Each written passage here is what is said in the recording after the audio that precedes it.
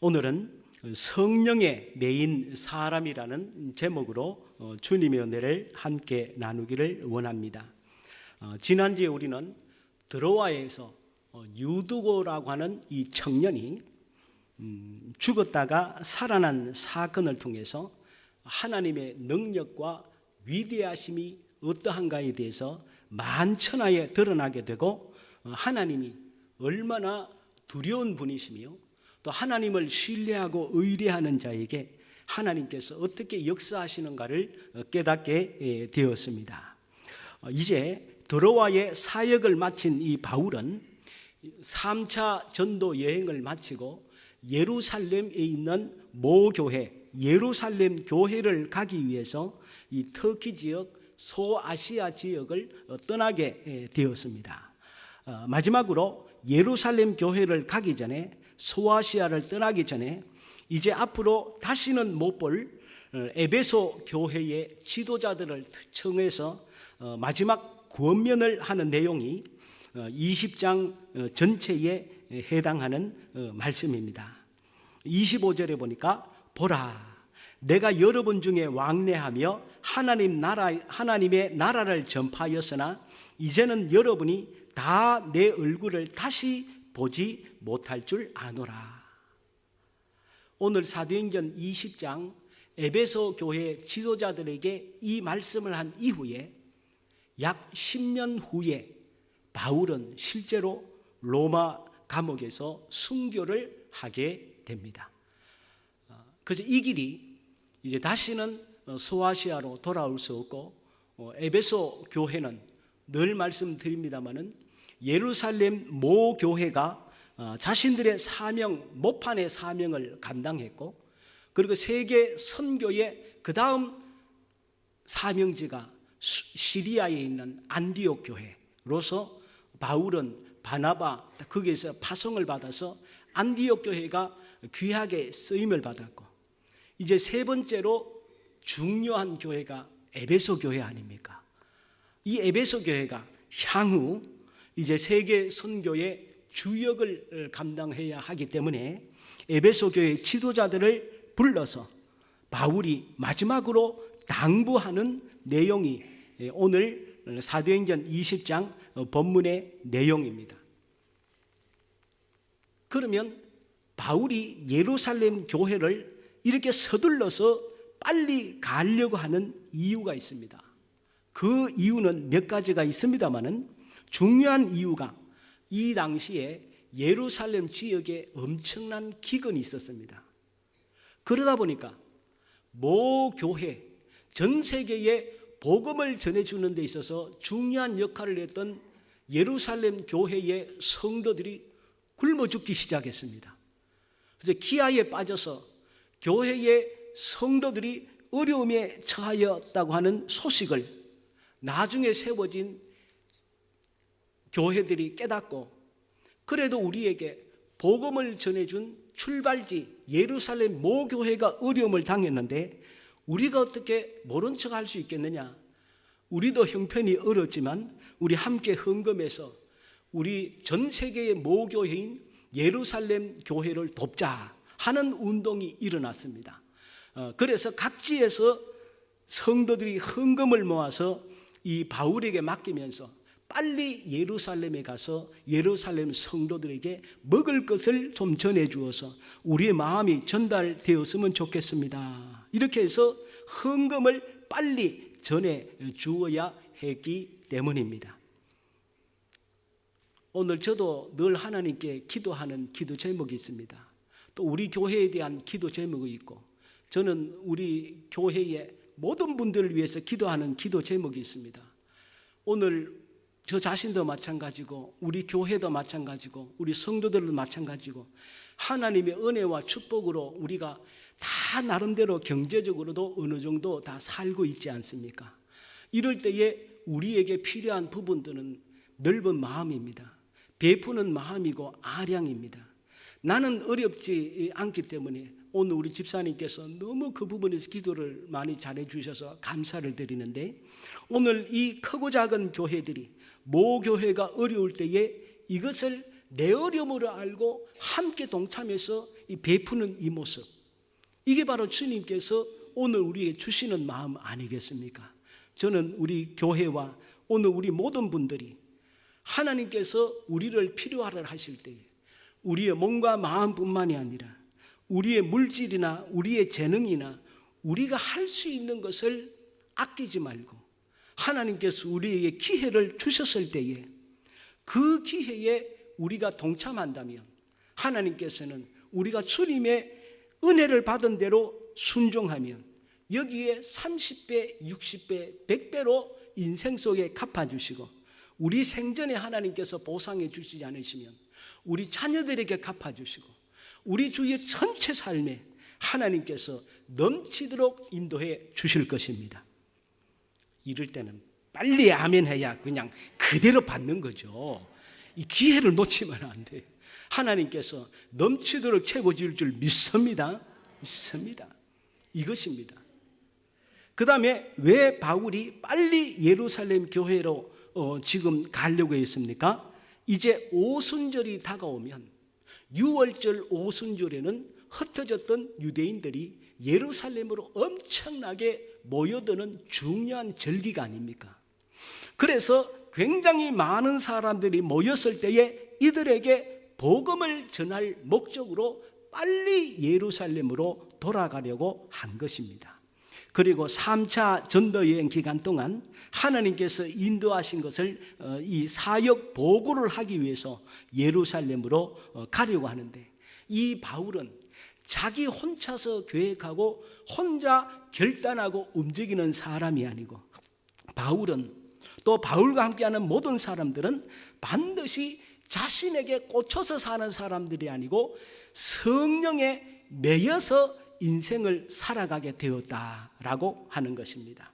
그래서 오늘 본문 22절 말씀에 보면 보라, 이제 나는 성령에 매여 예루살렘으로 가는데 거기서 무슨 일을 당할는지 알지 못하노라. 오직 성령이 각성해서 내게 증언하여 결박과 환난이 나를 기다린다 하시나. 자신이 예루살렘으로 돌아갈 때에 좋은 뜻을 가지고 돌아가지만 그 길이 죽을 수 있다고 하는 성령의 깨달음도 있었다고 하는 것입니다. 그리고 바울을 위해서 기도하는 수많은 사람들이 하나님께 기도할 때에 이번에 바울의 길이 예사 길이 아니고 이 길이 마지막일 수 있다고 하는 수많은 예언들을 듣게 되었습니다.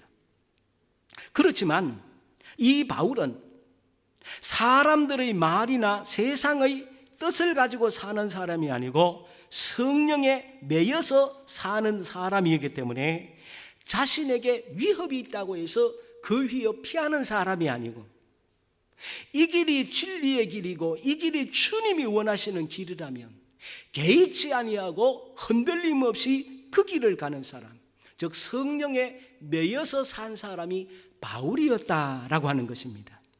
오늘 저는 이 자리에 있는 모든 분들이 인생을 살아가실 때에 예수님을 모를 때는 내 계획대로 내 생각대로 살았지만 이제는 성령을 받고 하나님의 사람이 되고 오늘 우리 안에 예수님이 계신다고 한다면 이제는 성령에 매여서 성령의 인도함을 따라 사시는 분들인 줄 믿습니다. 그러므로 성령에 매여서 사는 사람이 그리스도인이라고 하는 것입니다. 당신이 왜 이렇게 행동했습니까? 당신은 왜 이렇게 살고 있습니까? 당신은 이 일을 왜 하고 있습니까? 당신은 왜 이런 결단을 했습니까? 라고 물었을 때에 대답할 말이 있어야 된다는 것입니다. 내가 이렇게 인생을 살고 내가 이렇게 말을 하고 내가 이렇게 결단을 하고 내가 이렇게 사는 이유는 내 생각이 아니고 내 뜻이 아니고 성령의 뜻이다. 주님이 내게 분명하게 말씀하셨다. 주님이 내게 말씀으로 은혜를 주셨고 누가 뭐라 그래도 이것은 하나님이 내게 주신 깨달음이다. 이 중심이 분명해야 된다는 것입니다. 그런데 그리스도인이 살아가는데 아무런 이유가 없어요. 왜 이렇게 했는지에 대한 뜻이 분명하지 않아요. 이것은 하나님의 사람이 아닌 것입니다. 성령의 메인 사람이 아닌 것입니다. 성령을 받은 사람, 하나님의 사람, 우리 안에 그리스도가 계신 사람은 이 인생을 살아가는 이유가 분명한 것입니다. 이제는 성령에 매여서 성령의 인도함을 따라서 우리 인생을 살아가는 사람인 것이죠. 저는 이 자리에 지금까지는 우리가 어떻게 살아왔을지라도 우리의 남은 삶은 성령에 따라서 우리의 인생을 사시는 분들인 줄 믿습니다. 그럼 성령에 매여서 사는 사람은 인생을 어떻게 살아갈까요? 첫 번째로 보면 하나님이 주신 사명을 따라 사는 것입니다. 하나님이 주신 사명을 따라 사는 사람이 성령에 매인 사람입니다.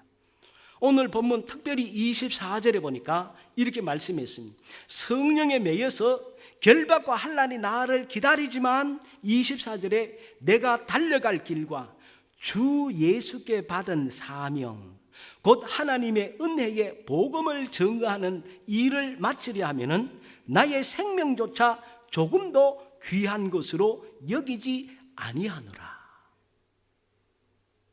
주 예수께 받은 사명을 따라 자신의 인생을 살아가는 사람이 성령의 메인 사람의 삶입니다. 생명이 무엇입니까? 생명이라는 말을 한문 그대로 해석을 하면 사는 것은 명령이라는 뜻이죠. 생은 명령이라는 말이 생명인 것이죠. 누가 우리에게 살 것을 명하셨습니까? 누가 우리에게 생명을 주셨습니까? 하나님께서 우리에게 세상을 보내셔서 너희들은 세상을 살아라. 내가 주는 생명 동안 이 세상에서 살 것을 명령하셨기에 생명이라고 하는 것 아니겠습니까? 그러면 하나님께서 우리에게 인생을 살 것을 명하시면서 목적 없이 이유 없이 방향 없이 인생을 살도록 하신 것이 아니라 인생을 살 때 추구하면서 살 사명을 주셨다고 하는 것이죠. 그래서 이 사명이라는 이 뜻 자체가 무슨 뜻입니까? 심부름을 받은 생명이다. 사명이라고 하는 것은 심부름을 받았다. 할 일이 있다는 거죠. 하나님께서 우리에게 생명을 주시되 우리가 이 세상에 사는 동안 내가 너희에게 부탁하고 하라고 한 심부름을 다 끝나면 나에게로 돌아오라. 그래서 사명이 아니겠습니까? 심부름을 보내신 분은 하나님이시고 심부름을 받은 분은 우리인 줄 믿습니다. 그런데 하나님이 우리에게 인생을 사는 동안 무언가를 하고 오라고 생명을 주시고 사명을 주셨는데 그 사명이 무엇인지를 깨닫지 못하고 있다. 되는 대로 산다. 방향이 없이 산다. 어떻게 해야 되는 인생을 어떻게 살아야 되는지 알지 못하고 산다. 이것은 짐승과 마찬가지죠. 하나님이 우리에게 인생을 살 심부름을 주시고 생명을 주셨는데 그 사명을 모르고 산다. 그런데 그리스도인이 그것을 모른다. 이것은 문제가 심각한 건 아니겠습니까? 그러므로 사명이란 그것을 위해 살고 그것을 위해 죽을 수 있는 인생의 가치라고 했습니다. 인생 최대의 과제는 나의 사명이 무엇인가를 깨닫고 사명감으로 사는 것이죠. 그래서 기독교 실존주의 철학자 키에르케고르는 이런 말을 했지 않습니까? 사명이란 온 세계가 다 무너져도 내가 붙들고 놓을 수 없는 진리, 내가 그것을 위해 살고 그것을 위해 죽을 수 있는 진리를 나는 발견하는 것, 그것은 나의 진리요, 주체적 진리요, 실존적 진리이다. 저는 이 자리에 있는 우리 모두가 하나님이 주신 사명을 분명하게 깨닫고 그 사명을 향하여 우리 인생을 사는 분들인 줄 믿습니다. 이 사명입니다. 오늘 본문에 하나님이 주신 사명에 불타서 살아가는 바울의 모습이 기록되어 있습니다. 사명에 불타서 성령에 매여서 사는 사람의 모습은 무엇입니까? 22절 말씀에 보면 성령에 의해서 사는 사람입니다. 성령에 의해서 삽니다. 바울은 다메섹 도상에서 예수님을 만난 이후부터 전적으로 성령에 사로잡혀 사는 삶입니다. 그래서 사도행전 9장 17절에 보면 성령으로 충만케 하셨다. 바울에게 하나님께서 성령으로 충만케 하셨어요. 사도행전 13장 4절에도 보면 바울과 바나바 두 사람이 성령의 보내심을 받아서 사역을 감당합니다. 성령의 보내심을 받습니다. 사도행전 16장 7절에 보면 성령의 아시아에서 말씀을 전하지 못하게 하셨다. 바울의 행적에 가장 많이 언급되는 것이 성령이시고 힘있게 사역을 감당할 수 있었던 것도 바울의 능력이 아니라 성령의 능력이었습니다. 그러므로 우리는 오로지 내 의지와 능력으로 사는 육적인 그리스도인이 되어서는 안 되고 성령님과 모든 것을 함께하는 영적인 그리스도인이 되어야 됩니다. 바울은 세상에서 성경을 가장 많이 아는 사람이었어요. 성경의 석학이었습니다. 랍비였습니다. 대단히 존경받는 성경의 창세기부터 구약을 줄줄 꿰고 그 누구에게나 주눅들지 않고 성경을 가르칠 수 있는 성경 교사였어요. 그런데 문제는 바울에게 결정적인 문제가 있었어요. 바울은 지식적인 그리스도인이었어요. 이성적인 그리스도인이었어요. 단지 성경을 지적으로 생각을 했어요. 많이 읽고 외우고 하면 하나님의 진리를 다 알았다고 생각을 했어요. 오늘날 이런 그리스도인이 얼마나 많습니까? 교회는 수십 년 다녔는데 성경도 많이 읽었는데 주님 앞에 충성도 많이 하는데 영적인 그리스도인이 아니고 성령에 사로잡히지 않고 성령의 체험이 없고 성령이 누구인지도 모르고 성령 받은 사람의 모습이 무엇인지도 알지 못하고 그저 교회 다니고 성경 알고 예배에 참석하면 이것이 그리스도인의 모든 것인 줄 착각하고 사는 그리스도인이 오늘날 얼마나 많이 있습니까?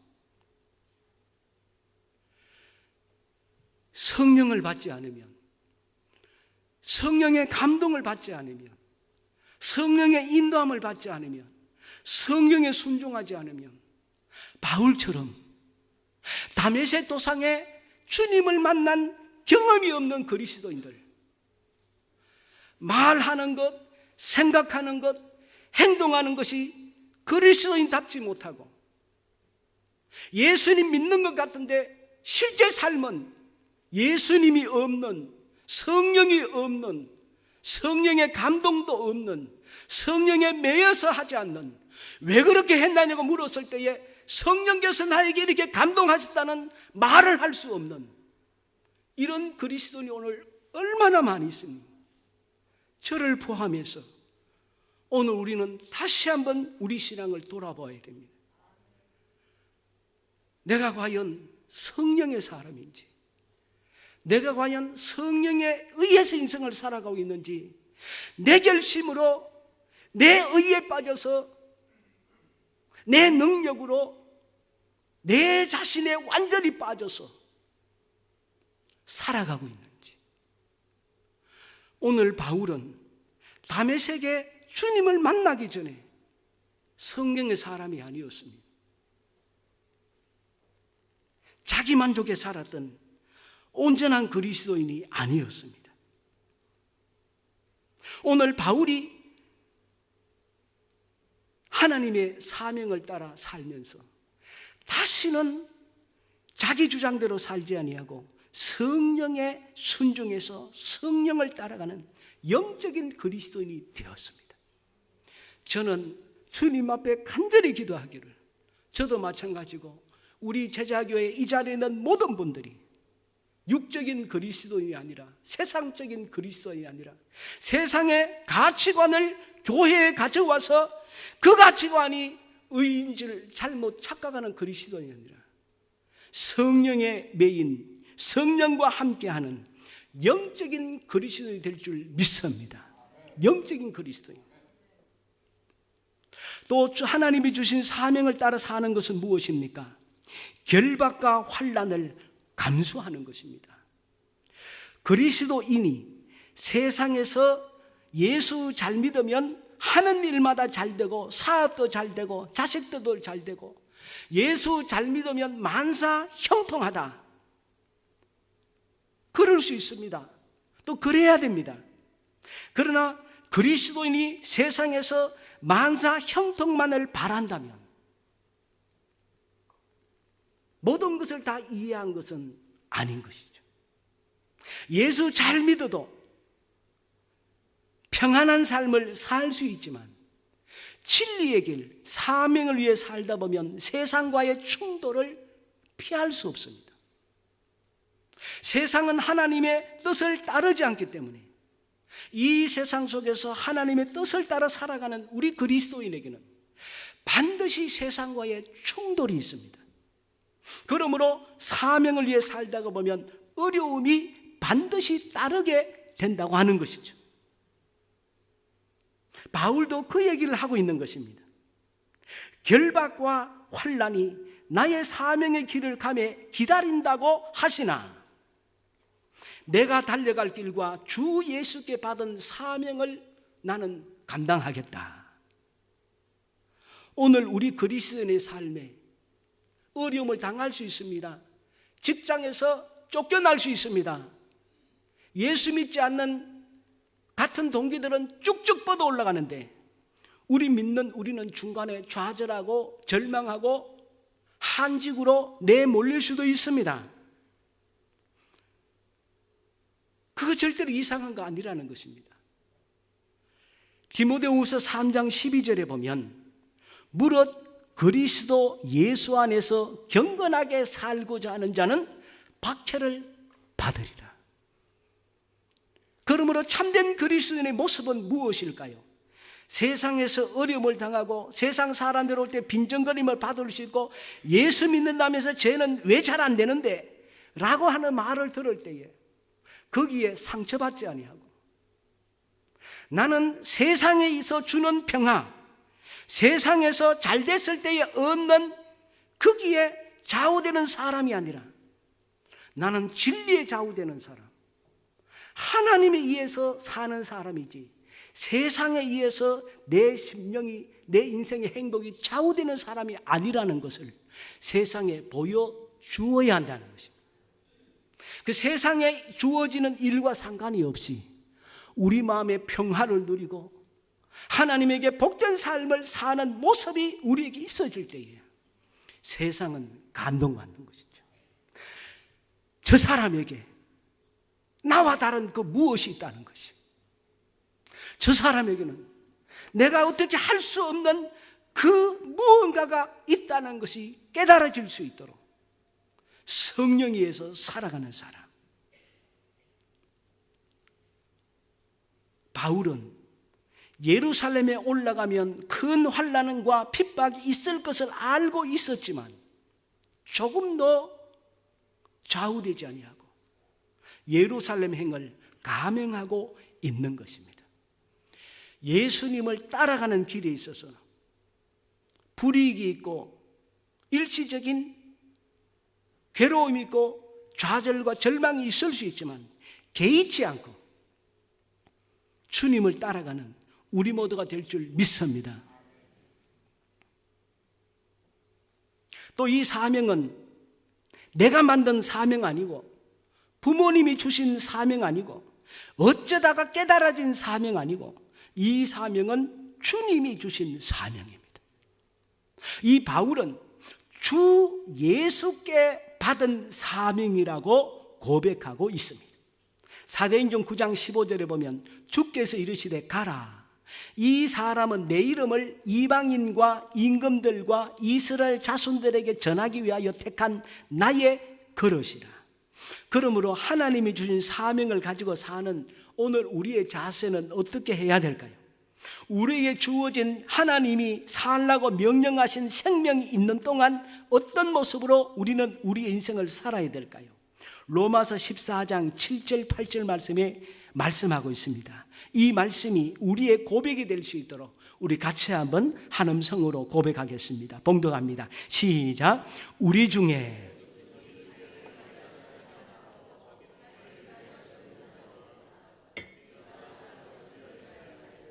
죽어도 주를 위하여 죽나니 그러므로 사나 죽으나 우리가 주의 것이로다. 아멘. 아멘. 그렇습니다. 이게 사명을 따라 성령에 매여서 사는 사람의 모습입니다. 두 번째로 성령에 매인 사람은 어떻게 살아갑니까? 하나님의 나라를 전파하는 파수꾼으로 사는 것입니다.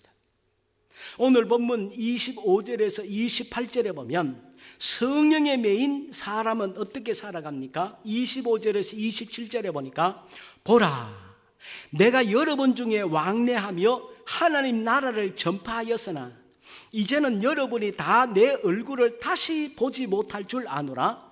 그러므로 오늘 여러분에게 정언하거니와 모든 사람의 피에 대하여 내가 깨끗하니 이는 내가 꺼리지 않고 하나님의 뜻을 다 여러분에게 전하였습니다.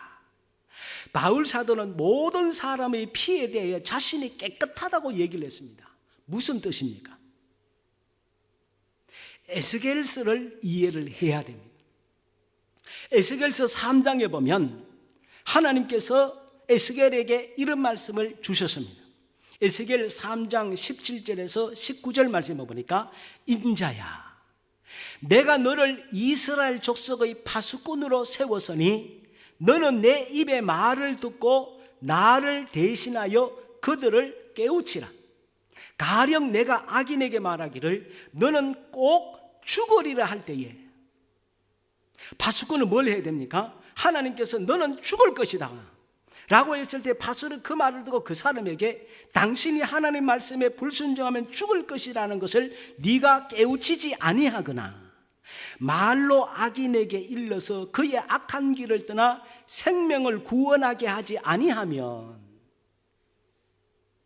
만약에 그것을 전달하는 심부름을 하지 않으면, 내가 분명하게 너에게 이 심부름을 하라고 생명을 주고 사명을 주었는데 이 심부름을 하지 아니하면 그 악인은 그의 죄악 중에서 죽으려니와 내 심부름을 하지 아니하는 그의 핏값을 네 손에서 찾을 것이고, 네가 악인을 깨우치되 그가 그의 악한 마음과 악한 행위에서 돌이키지 아니하면, 전달을 했음에도 불구하고 그가 듣지 아니하면 그는 그의 죄악 중에서 죽으려니와 너는 네 생명을 보존하리라.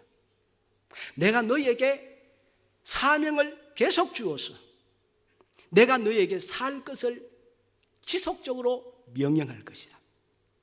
파수꾼의 사명은 적이 쳐들어올 때에 잠자는 사람들을 깨우고 알리는 것입니다. 천국의 축복과 지옥의 심판에 대해서 알려야 합니다. 안 받아들이면 나에게 책임이 없지만 안 알려주면 멸망의 핏값을 우리가 물어야 한다고 말씀하십니다. 그러므로 믿고 안 믿고는 그 사람의 책임이지만 우리는 일단 천국의 풍성함과 지옥의 무서움을 알려야 한다는 것입니다. 바울 사도가 꺼리지 않고 전하고 그리고 피에 대하여 깨끗하다는 얘기는 바울은 하나님이 주신 사명을 끝까지 잘 감당했다고 하는 것입니다. 오늘 우리가 자녀들에게도 부모로서 부탁을 하거나 심부름을 시켰을 때에 자녀가 죽으라고 심부름을 안 들으면 우리 부모님 마음이 얼마나 섭섭합니까? 마찬가지라는 것입니다. 주님이 우리에게 주신 이 사명, 이 바울 사도는 꺼리지 않고 하나님을 전했다. 이 꺼리지 않았다는 말이 무엇입니까? 이것은 비위를 건드릴까 두려워서 억제하거나 말하기를 포기한다는 것이 꺼리는 것인데, 이 바울은 내가 지금 예수님 전하면 저 사람이 어떻게 생각할까? 어떻게 받아들일까? 이 분위기 다 깨는 것 아닌가? 그런 온갖 복잡하게 생각을 해서 그만 성령은 우리 마음속에 천국에 대해서 지옥에 대해서 분명히 알려주려고 하는데, 우리 스스로가 이 생각 저 생각해서 하나님의 심부름을 아니하는 그런 불순종을 하지 말라는 것입니다. 예수님께서도 하나님 아버지의 심부름을 하기 위해서 이 세상에 오셨다고 말씀하셨습니다. 요한복음 6장 38절에서 40절에 예수님께서도 분명히 말씀하셨습니다. 우리 이 말씀 우리 같이 한번, 우리 예수님처럼 바울처럼 우리도 우리가 사는 동안 주님의 뜻에 순종하며 이 세상 사는 모습이 되도록 같이 한번 우리 봉독하겠습니다. 시작. 내가 하늘에서 내려온 것은 내 뜻을 행하려 함이 아니요 나를 보내신 이의 뜻을 행하려 함이니라. 나를 보내신 이의 뜻은 내게 주신 자 중에 내가 하나도 잃어버리지 아니하고 마지막 날에 다시 살리는 이것이니라. 내 아버지의 뜻은 아들을 보고 믿는 자마다 영생을 얻는 이것이니 마지막 날에 내가 이를 다시 살리리라 하시니라. 오늘 우리도 주님이 주신 이 사명, 파수꾼의 사명, 남은 여생 잘 감당하는 저와 이 자리에 있는 모든 분들 될 줄 믿습니다. 개와 닭이 조용한 이유라는 글이 있어서 제가 재미있어서 소개를 합니다. 어느 시골에 앞집에 수탉이 살고 있고 뒷집에 개가 살고 있었다 그럽니다. 근데 수탉은 언제 옵니까? 수탉은 새벽에 울고, 개는 언제 옵니까?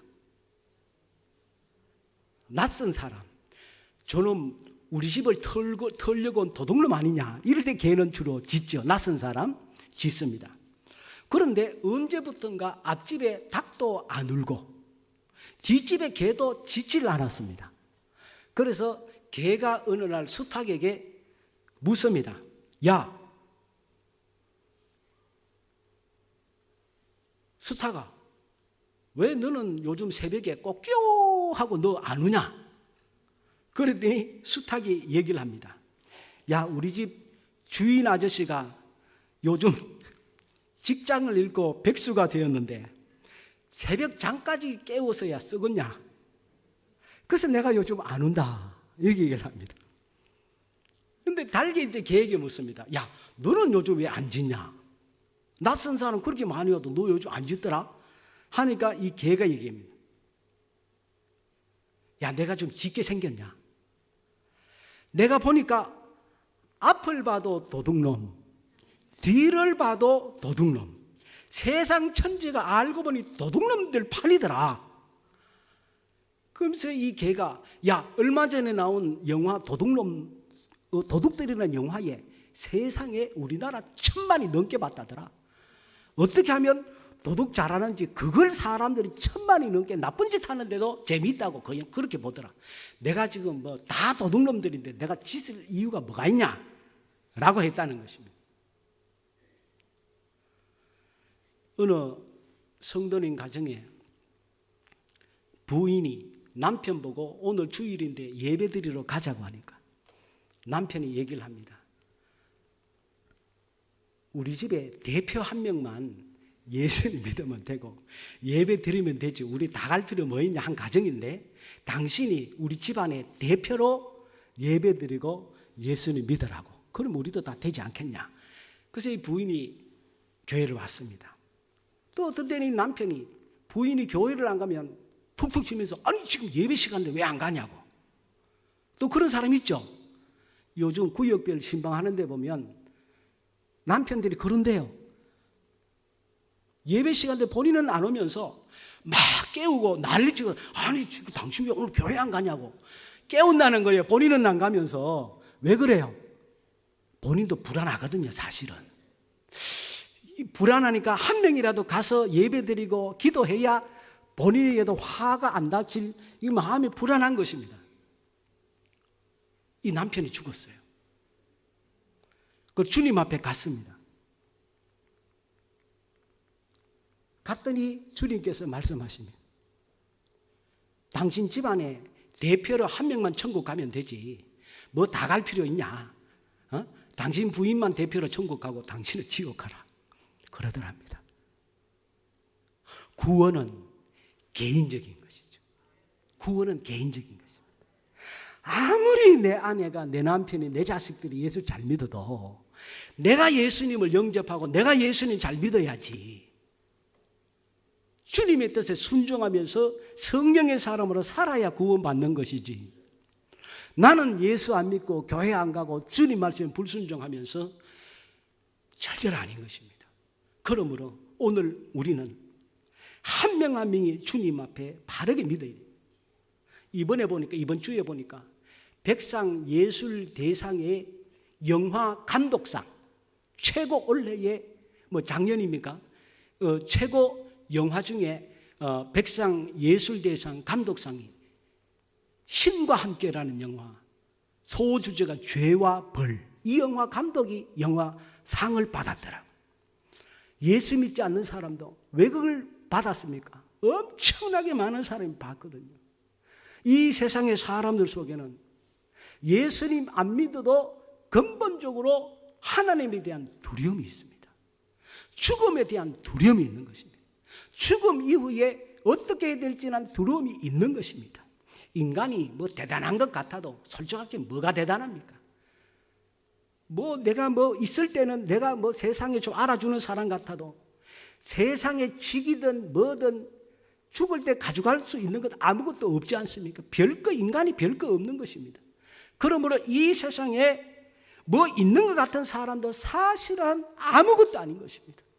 하나님을 두려워하고 죽음을 두려워하는 것입니다.